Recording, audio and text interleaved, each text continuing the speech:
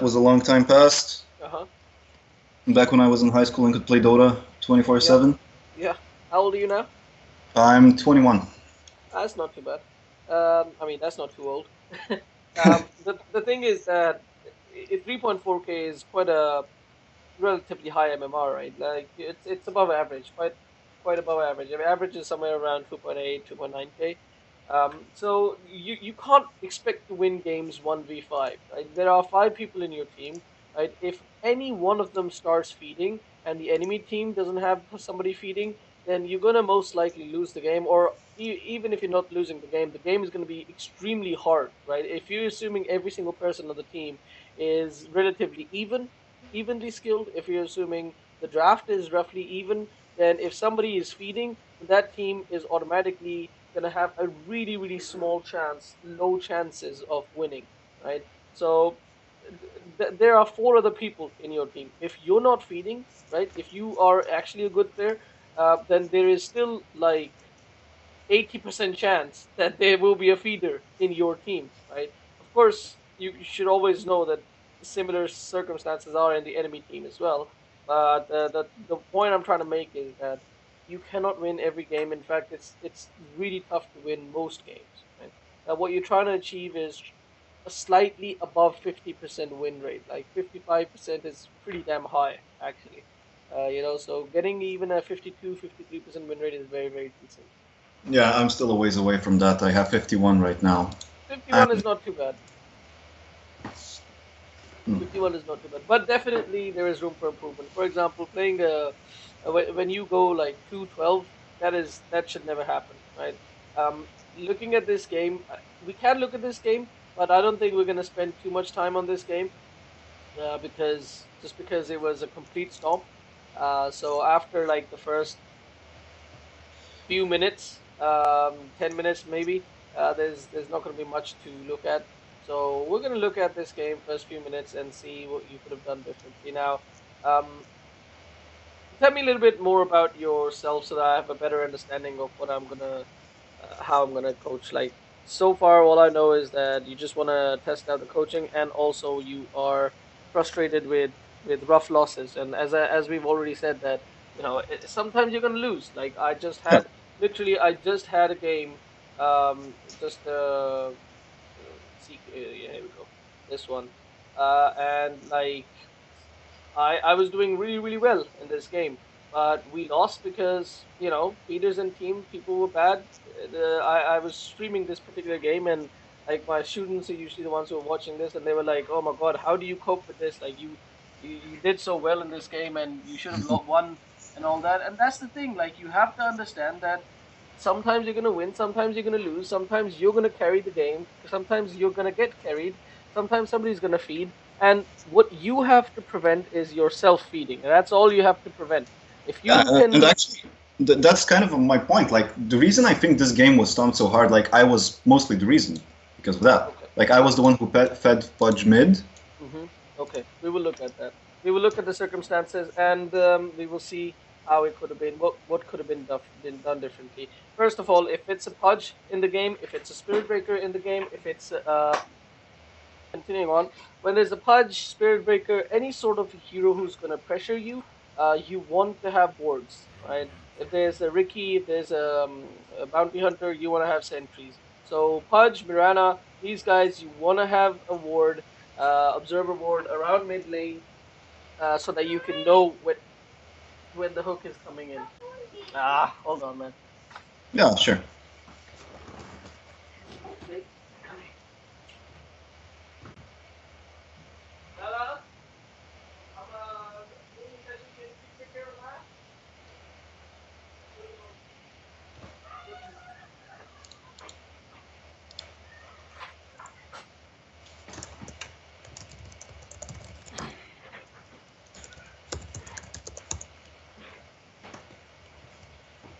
All right. Yeah, so we were saying you need vision so that you don't get hooked, you don't get arrowed, because if you get hooked or arrowed, most likely you will die. Now, the reason why I came all the way back here is because I wanted to know if you actually picked before the enemy team, or sorry, what stage you picked. Why is my keyboard not work? Yeah, I picked second, actually. It chose correctly. Right. So you pick second, right? So you never want to pick a core as first or second pick, right? The reason for that is the enemy team will Could always, you... most pub games under 4K, even at 4K, uh, the people are gonna pick heroes just when they see the enemy picks, they're gonna pick the counter those. Even if they see a CM, they're gonna think, huh, how do I counter this particular hero? They're gonna pick somebody who can snipe a CM.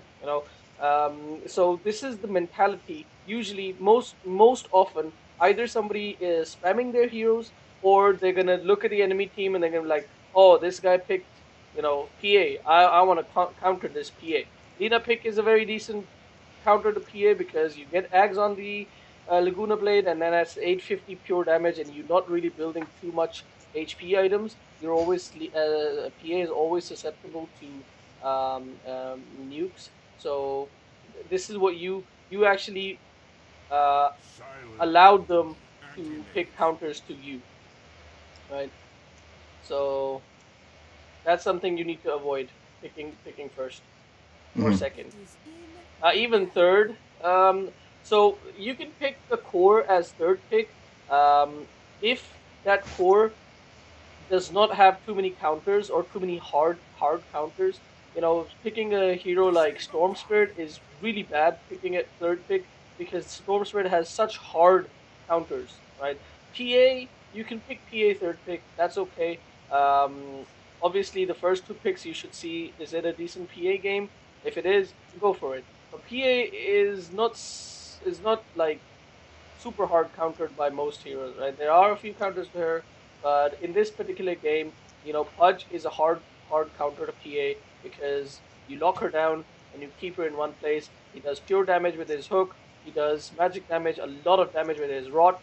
Earthshaker is not, I wouldn't say a hard counter, but it is a decent counter if he gets his blink dagger pretty quickly. Lina is a decent counter, so they have decent. And also this guy, his third ability, it completely removes your magic resist and armor. Already you're susceptible to magic damage, and if he removes your base magic resist, then you're even more susceptible to magic damage. So yeah, this is not a very great game for you to go into because you need a BKB for all of these heroes, right? So usually what you want to do is you want to go into a game with PA and you want to say, okay, there are two people that I need a BKB for, right? So as soon as I get a BKB, I will jump that particular person that I need a BKB for and I'll kill him and I'll be okay. But in this particular game, this guy you need a BKB for, this guy you need a BKB for, this guy you need a BKB for, this guy you need a relatively BKB for. This guy, even if you get a BKB, he'll still do all sorts of damage to you. Every single damage except rot goes through. So this is a very rough game for you, for a PA and an anti mage as well. Like this is a horrible game for an anti mage as well. All right. Now I want to look at your starting items first. You're going into the mid Mhm. lane. Looks like you're going into the mid lane. Yeah. Starting with Poor Man's Shield plus a Tango. Now, if you look at this lane, you are either up against a Lina in mid, or you're up against a Pudge in mid. Like Yeah, I was Sil- just Silencer or Lena.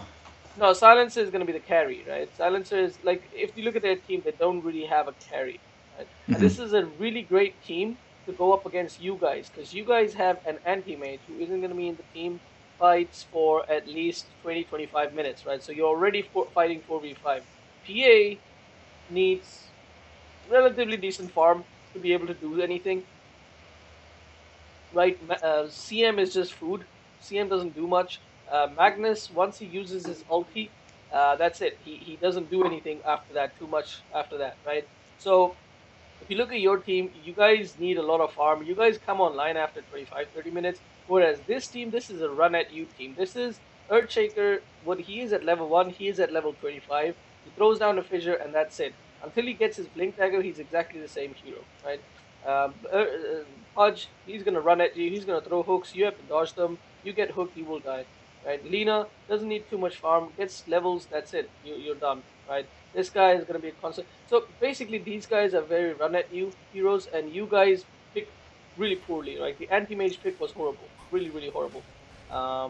If he Like had something this like exact situation, I had no idea what to do. Should I chase the Lena? Should I go up and try to help Lion? Obviously, I no, no, couldn't. no, no, no, no, no, no, no, But no way, absolutely no way. If there is a rune contest, do not. If you can throw something like daggers from afar, go for it. But the last thing you want to do is take that. But I want to get to the rune fight later on. What I want to do is what I was talking about was your mhm, yeah, starting items. Right. So in this particular case, silencer is a carry, and what you are thinking about is whether it's Alina in the mid lane or Pudge in the mid lane. Either way, you do not need a Pullman shield. What you do need is a Quelling Blade because it is really, really hard to right click with PA, especially if there is a ranged hero in the enemy in the mid lane. You need your Quelling Blade because what you want to do is you want to creep aggro. You know how to creep aggro, right? sorry. Creep aggro. You pull the Yeah, creeps of back. course. Okay, Yeah. so you want to constantly pull the creeps back and constantly spam the dagger at the Lina, and you want to get last hits. Now, it wouldn't be the craziest of ideas to have so Quelling Blade, Stout Shield, Tango, and then you can either have two Ironwood branches, or you can have what do you call it, Very fun. Fairy Fire. Yeah, Fairy Fire. Fairy Fire probably not going to help you too much against Lena, because that if she throws down a burst, it's highly unlikely you're going to survive by 75 HP. So, uh, but yeah, if it is a pudge, so it's not too bad. It's fairly decent. Now this is not really helping you at all because you're not really tanking anything, right? So a quelling blade would have helped so much more. You could have denied Pudge's right click. So this is the thing, right? When you have a right click advantage, right? Yeah. You don't have a right click advantage right now, but I'm saying if you have a right click advantage, then you can quite easily outlane your opponent, especially if it's a range versus range or a melee versus melee matchup, because you can just take all the denies. But right now, Pudge has a hell of a lot more damage than you. So he can actually deny everything for all of your creeps, and it's going to be really hard for you to deny his creeps, and he can mess around with your creeps as well. So that's the issue that you're in right now, just because you don't have a quelling blade. And what are you really using? Poor man's shield is important when you need to tank a lot, right? When you're tanking the creeps a lot, and right now you're not. There's not so far you haven't. If you were jumping on Pudge constantly, like right now, you have a poor man's shield. Pudge does not have any sort of damage block. He has one armor, no damage block. You have five armor, and you have uh, guaranteed. Sorry, okay, it's not guaranteed. It's 53% chance to block complete damage, right? Where is the creeps? I can't. These guys do 20, 21, 22, or 23. 23 damage, I think. Mhm. 21 damage, right? And this ranged guy does 23, right? So you can negate complete 53% chance to negate all of the damage from the creeps, right? So what you should be doing right now is between every single last hit, like if there isn't a creep that you have to last hit, you should be hitting Pudge. You should dagger him and start right clicking him. You don't give a shit because you're not gonna take damage from creeps, but you can't last hit either. You can't outlast hit the Pudge. So this is a classic example of when you get an item, you need to use that item, even if you've gotten the wrong item. For example, in this case, I don't necessarily agree with you that you should have gotten a poor man's shield, Yeah. right? But if you've committed to something, then you should follow through, right? So you've committed to the poor man. You should have recognized that okay, this guy can't actually do anything about it, and now you've got a blur as well on top of that. Now that's 20%. So 20% plus 53%. So now you have a 73% chance to block all sort of damage from these creeps, right? So it's almost like there's one creep going to be hitting you. Definitely, you can just completely zone him out of this lane. He will be getting zero last hits, and then you can actually deny most of his last hits as well. And he will be level 4 by the time you're level 6, and then you kill him, right? So this is how you could have actually destroyed Pudge in lane. Uh, I don't think that there is any situation scenario where you would have won this game. Like it doesn't matter how hard you destroy this Pudge, I still think you would have lost this game. But there are obviously what I'm gonna be focusing on is not how to win this game, but how you should play. how you should be playing, what is the right thing to do. Even if you lose, that's fine. If you did your best, you think about, okay, what could you have done differently? For example, it's really interesting. I keep bringing this example up, but this particular game right here, I at the beginning of the game when I looked at these at the lineup, just Yeah. like I'm looking at your lineup and I'm telling you you don't win that match. I looked at this lineup and I knew that we don't win this match. There was no win scenario in this match. But at around this time, at around 50 33 minute mark, they'd taken two of our Raxes, but they'd started to throw the game a little bit. We started getting a lot of kills on them, and I got lots of gold, and I went for a Skadi at this stage. And after the game, I realized that if I'd actually, instead of a Skadi, if I'd gone for a Rapier, there was a win situation all of a sudden. If I had a Rapier, there was a chance. You get a few lucky crits with Juggernaut, you kill a few crucial heroes, and then you deathball mid. You can win the game. So that's something that you need to recognize. Like, what is the win scenario? Is there a win scenario? Is there a win situation? Like sometimes, for example, in this particular game, you want the only way you have a win scenario is if you push this game to 35-ish minutes, right? If you push the game to 35 minutes somehow without feeding too much, that's the key. When you push the game to 35 minutes, you have to do it without feeding. If you manage to do that, you will win this game, right? But it's almost impossible to do it against this lineup, so that's why there's no win scenario. Anyway, so next thing that I want to talk about is your next item purchase. You purchased a Blightstone, which is going to do a lot of damage, and this would have been the right item had this been the carry lane. But this is not the carry lane. This is the mid lane. You want to have a bottle. 99% of the mid heroes go for a bottle. Invoker is maybe the exception. I can't remember any other person. But you want to have a bottle simply because you want to get the runes and you want to spam your dagger. I play PA a lot. I think that's my most played hero. And with in mid PA, her strongest suit is that she can completely destroy the enemy mid. And you do that by throwing out daggers. You just spam the daggers. And Pudge has no armor, right? Yeah. And if you keep throwing the daggers out, level 3, you're doing so much damage to him constantly. Every 6 seconds, right? For 6 seconds, you're doing how much damage is it? 75 plus you have 63, so 75% of your 63. So it is around another 50. So you're doing about 100 damage to him. Don't know exactly how much because of the armor stuff, but The reason I didn't get a bottle because I thought I could spam daggers regardless because of CM's aura. Like, I didn't think I would have mana issues, which actually I okay. didn't. Well, you're not constantly spamming daggers, that's for sure. Hmm. But I see your point. That's a very very valid point. So let's see if that works out or not. It doesn't. That's a spoiler. No. What I mean is like mana wise, if it works out or Oh, not. map wise. Okay. Okay, you are spamming dagger, and it looks like it is working out for you, I guess. Yeah. It's you're doing a fair job. So okay, fine. You don't need a bottle because there's a CM. Wait, you kind of still. It's a tough one, actually. It's a very very tough one because.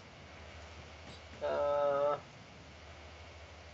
See, I probably still would have gone for a bottle because it's not just the mana that you need; it's also the HP, right? Because in the carry lane, you're not too worried about the HP because the offlaner is not going to contest you too much, right? It's just a single or a dual offlaner, and it's a safe lane for you, and you've got support and all that. But in this lane, it's a very much 1v1 matchup. You do need HP, but once again, it's against a Pudge. It's a tough one, to be honest. Because it's a tough one, I'm gonna give you this one. Like, it's okay if you didn't go bottle. If you didn't go bottle, that's fine. The next item has to be boots. Still not Blightstone though. The reason why it has to be boots is maybe you want to kill Pudge, right? If you want to kill Pudge, you throw a dagger and then you want to chase him. You Phantom Strike and you want to chase him. And without boots, you're not going to be able to do that because most likely Pudge is going to have boots very, very soon, right? The second thing is if Pudge does manage to hook you, you need to get the hell out of there, right? He's rotting you. He's rotting you for 20 All right, it's 30% now. 30% movement slow. If you've already got on base movement speed, then you're not getting out of there. If he had hooked you any time before 3 minute 20 seconds, you were pretty much dead. Right, Hmm. one more rotation, support rotation, or he hooks you under the tower, you're pretty much dead. So far the lane is going really, really well for you. It is going really well for Pudge as well because you didn't take advantage of him, but it's going well for you because he didn't hook you. So far, so well. You managed to get decent CS. 14 at 4 minutes I feel I is could have not done a the better job greatest. with CSing, but yeah. Sorry? I could have done a much better job at CSing. Like, Definitely, now that I definitely. rewatch it, I'm missing a lot. Yeah. Goes back to the quelling blade, to be honest. Hmm. Yeah, I But actually did. definitely, wow. But definitely, this Pudge is not good because he could have done so much more in this lane as well. Right here, I think it would have been better for you to take this. He denies it. Wow, he's not going to deny that range. All right, that's fine then. If this was a good Pudge, then he would have denied that range creep. So it would have been better for you to hit the arrow, hit the dagger at the Yeah. range creep. So right now you were very, very risking stuff right here.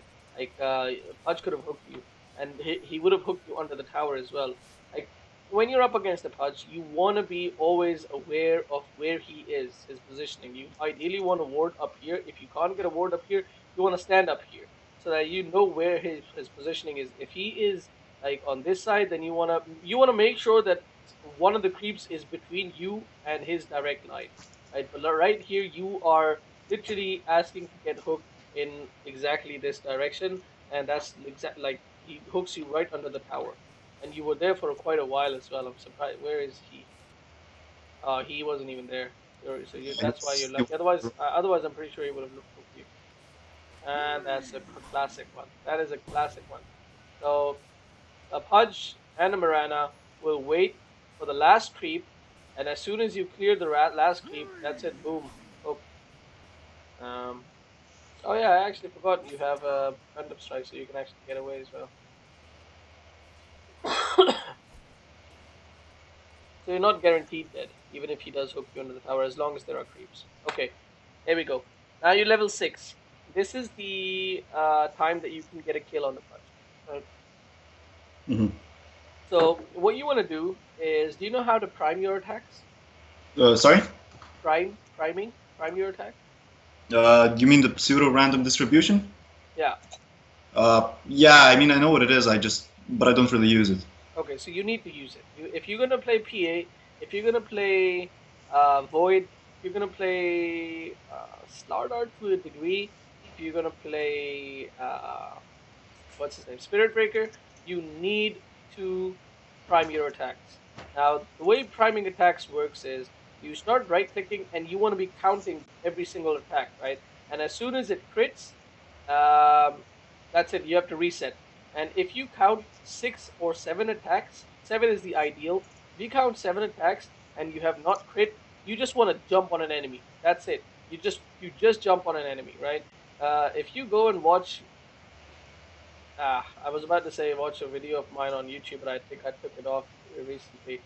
But yeah, basically you can get you can make the enemy hate you, basically, right? Because they're gonna say, "What the hell is this shit? You constantly critting me. You're constantly critting me," right? That's how you do it. It's not luck. It has nothing to do with luck. If you prime your attacks for 7 times, right, and then you blink the person, there is a 100% chance, I can guarantee it, that in the next 4 attacks you will crit at least once, if not more than once, right? You will, because it's really fast 4 attacks. Then the 4 attacks you will definitely crit, and most of the times with me it's usually the next 2 attacks, right? If you do it 7 times, and after this replay, remind me. I'm gonna go into the custom lobby, demo hero, and I'll show you how to prime your attacks as well. And it just completely changes your game, completely changes PA. Yeah. So if you count your hits, you can quite easily, very very easily, get a kill on Pudge. Oh my god, what the hell was that? Is that even real? Oh yeah, I was thinking the same thing during the game. Oh, that is bullshit. That is complete bullshit. Right, so right here, this is when you really needed the bottle. So I changed my earlier statement. Yeah, you should still have gone for a bottle. because Pudge gets hooked, Pudge gets a few hooks, and then this is the situation you're in. One rotation at this, like right now, you're playing so dangerously. Wow, if that hook had connected, once again you were dead because there were no creeps either. These creeps were way too far away. So yeah, bottle would have helped you stay alive, and that's really really something that you needed. Okay. Second thing, your item build looks like you're going straight for a desolator, right? Yeah. So on PA you have two options. You have Vanguard into Deso. Okay, Butterfly Battle Fury is not an option. Do not play PA with Battle Fury, right? I don't. Unless Okay, unless there is a situation where you need to farm and you need to go mid to late game and you know your team can make space for you and they do not need you, that's the only rare situation. And even then, if you go for the Desolator build, Vanguard Deso build, it is still better because you can end the game quicker, right? So the two options you have are Vanguard into Deso or, sorry, yeah, Vanguard into Deso or Vlad's into Deso. And before that, you also have to choose your boots. And with boots, with PA, it's pretty much just phase or tread, right? So 99%, 90% of the times you want to go for phase, right? The Mhm. treads you want to get if they've got enemy has got nukers in their team, something like Zeus, something like Pudge, something like um, what do you call it, Lena, something like Earthshaker. In this particular case, you definitely need treads, and the only reason why I'm telling you treads is because of that 200 extra HP. That's the only reason, right? Phase is definitely better on PA, right? So after the choice of boots, you want to decide between either Vanguard or what's it called, Vlad's, right? So Mhm. that is the next item you have to have. You cannot go for first Deso, right? You have to have either Vanguard or you have to have survivability first, guaranteed first survivability, right?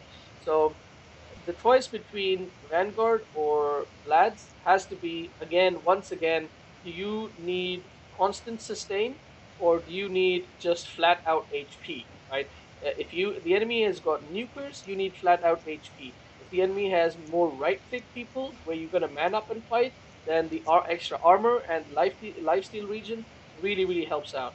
So that's the situation where you want to go for a Vlad's. 90% of the time, you go for Vanguard because it's just so much better. It's not a lot of sustain, but in a team fight, having that 250 extra HP really goes a long way. Is it 200 extra, 250 or 200? It's 160, I think. Oh, 250. 250. That is It's 250. at 180. No, the vitality, the booster, vitality booster is 250. So Yeah. okay.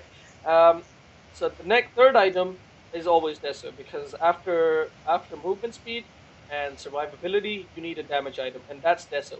And after Deso, you have to ask yourself, all right, do I need a BKB or not? That's the main question. 90% of the times, you will need a BKB. This game, guaranteed you need a BKB, right? If you don't need a BKB, or if you've already got a BKB, then you go for Basher, obviously, because you need knockdown and then obviously Abyssal and yada yada yada. It doesn't matter after that because you won the game. So you're going for a Vanguard, Desolator first. Now the reason why this is a mistake, and this is a game losing mistake, if you were had a chance of winning this game, the Mhm. reason why this would have been a game losing mistake is you don't have HP. You have 820 HP, and even if you get higher levels, her HP strength gain isn't that great. It really isn't that great. You're gonna have like 1000 HP at like level 11 or something like that. It's horrible. It's actually horrible. So you need that extra HP to survive things like hook. Like Pudge's hook is 450 pure damage. Sorry, that's scepter damage. 360 pure damage. I didn't realize it upgrades the damage on scepter as well. Holy shit, 450 pure damage is actually I amazing. didn't either. Nice. On a 2 second cooldown as well. Anyway, yeah, so 360 pure damage is actually really huge. And if you look at your HP right now, 360 pure damage at another 2 3 levels, it's gonna be 1/3 of your HP. Look at that. That's 1/3 of your HP, and then he locks you down, and then he kills you. He kills you because you have no HP. You have no survivability at all. If you had treads right now, you still would have died because he hooked you at such a good angle. So you still would have died most likely. Don't think you survived this. But what the mistake you made was obviously you even Position. have a ward here. You even have a ward here. You have a ward here, and you saw the punch go this way. So you should have been like hiding on this side of the map. I know. I just thought I would. Actually, I remember what I thought. What I was thinking. It was like I want to throw a dagger and then go behind the creeps. Yeah. Obviously, that was a bad decision, but it's just one of those split-second things. Yeah. So right here you've got 54 HP left in Pudge's what do you call it? Thingy. Okay. Okay. So wanna go back. What I want to show you is what would have happened if you had treads right now. Alright, so okay. So this is the moment where Fissure is level 1.25 and it's about 0.3 seconds left on the Fissure and you're 54 HP right now. And yeah, see, so Fissure is about to end right now. You're still 36 HP. Right, this guy, whoever is TPing in, it's gonna take a really long time for this guy to come. Who is this orange? Who is orange? Lena? I think you still die because of Lena's got burst. 0.5 seconds left for the Lena to come, and then she throws a Dragon Stave, and Dragon Stave is 180 damage. Actually, you know what? It's really, really interesting because it's 180 damage. You actually would have lived. I think you would have lived because right here is when you would have had 236 HP, right? A little bit more rot. Rot is level 60 magic damage. So you would have had just under 200 HP when you blink here. And then Lena, if she manages to get the Dragon Slave on you, then she does 180 damage, which after reductions is more like 140. I think you would have lived with just like 20-30 HP, but you would have lived with treads right here. And if you'd had bottle, maybe you would have. Actually, if you'd had bottle before that, okay, you had full HP already. Yeah, so maybe while you blink, you throw down a bottle charge and you get a little bit more HP. So yeah, treads, strength treads. You wanted to have strength treads right here. Look at that, 820 HP goes out so quickly on you. Yeah. So, anyway. Okay. So you're pretty underfarmed at this time, and that's the issue with mid PA. Mid PA relies on getting kills to win the game, and mid PA also needs to gank a lot. Mid PA is not a hero who, like Templar Assassin, just sits there and farms agents and things like that. You rely very much on ganks. You need a TP on you, and once again, how can you gank anybody with 800 HP? Right? You can't gank anybody with 800 HP. Right, so but the ideal thing that you want to do is you want to prime your attacks. You want to count to 7.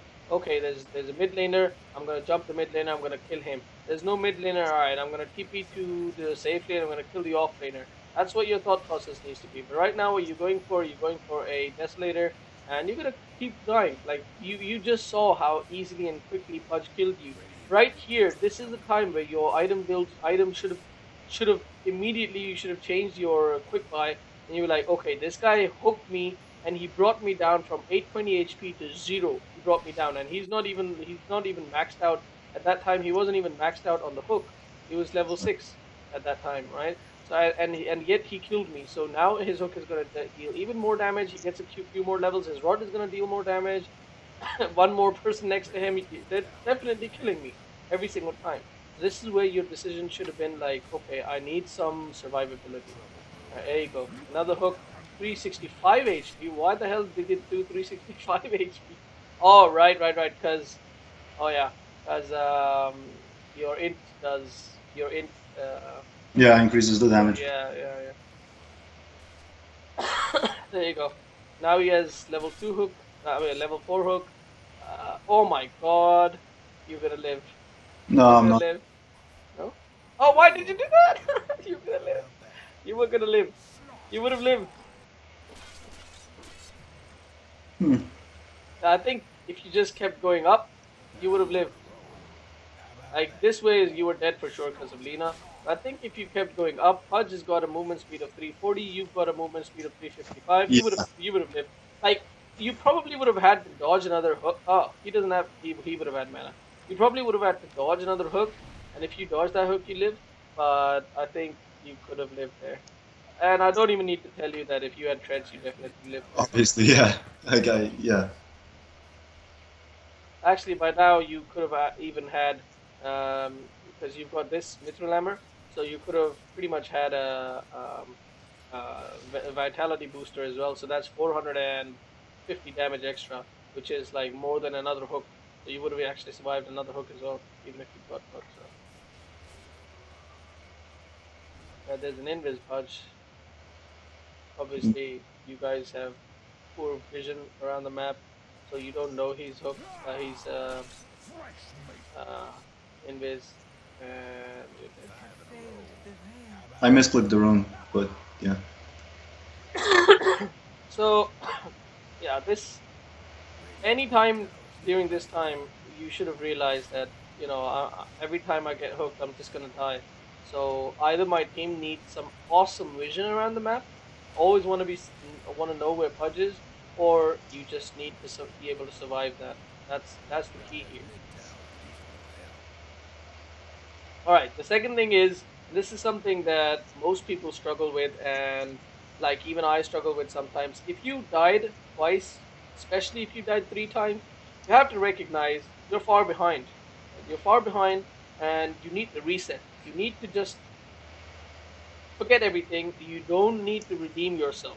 Right? You don't need to go and play risky. You don't need to go and get a kill. Just reset. Just forget everything. Just rethink the scenario. Understand that the enemy team is now out leveling you, is now out damaging you. They have more items than you. They have more farm than you. What you need to do is play smart, play safe, and preferably stick with your teammates now. Not an ideal situation, but you need to stick with your teammates and make plays with your team. You can't stay around in mid lane all by yourself. You shouldn't have TP'd. I guess you could have TP'd mid because you have vision around the map of everybody. But you see Pudge coming this way now. This is the time where, and what's his name? Earthshaker is around here. So if you see Pudge coming here, you know that Earthshaker can stun you, Pudge can hook you. You need to go even further back from your tower. You need to just go with your team. And even right now, you TP'd to mid lane, but you should be with your team because first of all, you're far behind. Secondly, your team is far behind. Your team is losing. They're constantly fighting, and this again comes back to the same thing that mid PA needs farm. Sorry, needs to fight. Needs to make space for her team. Needs to go and gank. Right. Especially because you've got an anti-mage in the game. And this is no surprise that this is a 7-month situation right now because your team needs a lot of space and you're not making space and nobody else on your team can make space. The guy picked anti-mage carry, horrible pick. He can't really do anything. Wow, what was that? That was really cool ulti. Like, it looked really cool. Oh wow, what the hell? Oh wow, what the hell? Yeah, and That's more. like a Hadoken. It's like a Kamehameha. And boom, that is awesome. I need to know what that is. After the game, I'll find out. Okay, that was that was a lucky one. You had just enough HP to live through that one. Yeah, and imagine for Pudge to come, that's actually the reason why I lived. Oh yeah. That's yeah. Because Pudge was close as well, but Pudge was coming in. Yeah, Pudge was coming in. This was a bad play on Lita's part because she definitely should have waited for Pudge. Because if she Night Strike arrays you, Pudge can hook you quite easily, and then again you're guaranteed dead. She didn't even need to use ult. She wasted her ult. That was pretty big. And CM is dead. And hook? No hook. Okay, she's still alive. Oh, why are you going there? Very dangerous. Very, very dangerous. No vision there. Pudge is around there. You saw a glimpse of Pudge. So you really, really need to avoid people right now. Alright. I think at this time, I kind of want to end the replay because... sure. I already get the main points. Yeah, because if we keep watching... there you go. Once again, you're dead. If we can keep watching this, and this will keep happening because you're going for Desolator. And for the next, I don't know, 6-7 minutes, you're not gonna have any survivability items, so you're gonna have a really really hard time. You are definitely gonna keep dying, and you were a team who needed to survive this for the next 30 minutes, and already you're so far behind. There's no way you're surviving this game, and this is just the draft. There's nothing like. There was a few things that you could have done, but I don't think you need to be sad about this game. To be very honest with you. Yeah. Okay. I'm gonna end this.